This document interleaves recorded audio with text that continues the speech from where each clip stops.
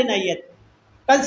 कणसे सरांचा स्वभाव एकदम साधा आणि सिंपल. ज्यावेळेस मला कणसे सरांच्या सहवासात यायचा संधी मिळाली त्यावेळेस मला फक्त कणसे सरांचा नंबर मिळाला होता आणि त्यानंतर मी विचार केला, जर हे कणसे सर चांगल्या चांगल्या महत्त्वाच्या माणसांना मार्गदर्शन करून त्यांना वक्तृत्व शिकवत असतील, जसे उदाहरणार्थ आमदार झाले, खासदार झाले, पोलीस प्रशिक्षणातील काही पदाधिकारी असतील, हे सर एवढ्या मोठ्या लोकांना जर मार्गदर्शन दाखवत असतील तर त्यांचा आपल्याबरोबर बोलण्याचा त्यांच्या बोलण्याची कोणती पद्धत आपल्याबरोबर असू शकते, ते कोणत्या पद्धतीत बोलतील, कोणत्या मार्गाने बोलतील. त्यामुळे मी त्यांना फोन केला आणि त्यावेळेस त्यांना सरांना विनंती केली का सर मला तुम्हाला भेटायचं आहे, मला जे तुम्ही वक्तृत्व इतर समाजामधील सर्व बंधूंना भगिनींना शिकवले त्यातलं थोडंफार मार्गदर्शन मला घ्यायचं आहे. तेव्हा सर मला म्हटले, मी रविवारच्या दिवशी पिंपरी येथे नेहमी असतो, तुम्ही पाहिजे ते येऊन भेटा. ज्यावेळेस मी कणसे सरांना भेटायला आलो तेव्हा मला असे वाटलं का कणसे सर म्हणजे एक कोणीतरी रिच आणि व्यवस्थित मोठी व्यक्ती असेल जी आपल्याला अर्धा तास ते 1 तास बसल्यानंतर भेटेल. पण इथे आल्यानंतर कणसे सर मला सर्वसामान्यांसारखे भेटले.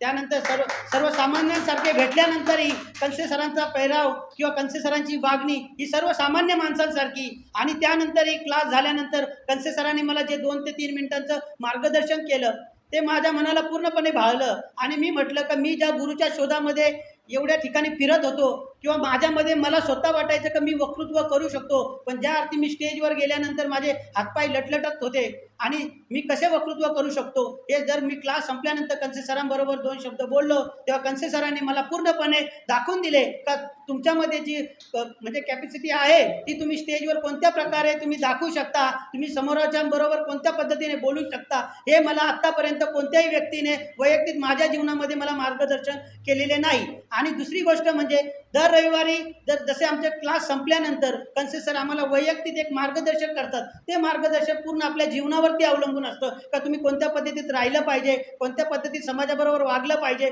कोणत्या पद्धतीमध्ये समाजापुढे समोर गेलं पाहिजे. हे मार्गदर्शक आतापर्यंत बहुतेक लोकांच्या आपण संपर्कात जातो पण असं कोणताही असा महत्त्वाचा व्यक्ती नाही का तो स्वतःच्या जीवनातले अनुभव आपल्याबरोबर शेअर करतो आणि आपल्यालाही त्यांच्या पद्धतीने वागण्याचा मार्ग दाखवतो. पण ह्या कणसे सरांमध्ये एवढे महत्त्वाचं मार्गदर्शन करण्याचं आणि आमच्या जीवनाला वेगळा रूपरेषा दाखवण्याचं त्यांच्या मनामध्ये जी भावना आहे ही भावना मी आत्तापर्यंत कोणत्याही व्यक्तीमध्ये पाहिली नाही आहे. आणि असेच माझे तर असे मत आहे जे पर्यंत परमेश्वराने हे जीवन दिले आहे, क्लास काय 4 महिने 6 महिन्याने संपेल पण आम्ही नेहमी कणसे सरांच्या संपर्कामध्ये राहण्याचा विचार करू. कारण जीवनामध्ये अडीअडचणी तर येतच राहणार, पण त्यावेळेस जर तुम्हाला अडीअडचणीमधनं बाहेर काढणारा तुमच्या जीवनामध्ये मार्गदर्शक नसेल तर तुम्ही रस्ता चुकण्याच्या मार्गावर असता आणि त्यावेळेस तुम्ही कोणत्याही चुकीचा मार्ग घेऊन जीवनाच्या वाटचालीकडे पुढे चालता. पण अशा वेळेस जर कणसे सरांसारखा मार्गदर्शक जर आपल्या जीवनात असेल तर छोट्या छोट्या गोष्टींनाही आपण त्यांच्याकडनं मार्गदर्शन घेऊ शकतो आणि त्या मार्गाने आपण पुढे वाटचाल करू शकतो.